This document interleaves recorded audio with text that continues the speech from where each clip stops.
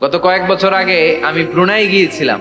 ব্রুনাইয়ের সুলতানের নাম হাসান আল বালখিয়া। উনি একটা প্যালেস, মানে হচ্ছে রাজপ্রাসাদ, পৃথিবীর সবচাইতে বড় রাজপ্রাসাদ ব্রুনাইতে বান্দার সিরি বেগাওয়ানে অবস্থিত। আমি গিয়েছি ওখানে।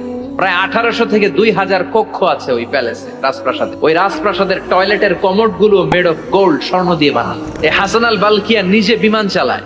ওর সংগ্রহে 500টা রোলস রয়েস লাক্সারিয়াস কার আছে। রোলস রয়েস গাড়ি হচ্ছে one of the luxurious car in the world.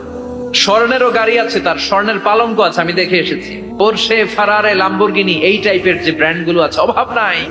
তার মানে আছে, যার বেশি চায় তত বেশি। এজন্য আল্লাহ বললেন, আল্লাহকুমুত তাকাসুরু হাত্তা যুরতুমুল মাকাবির।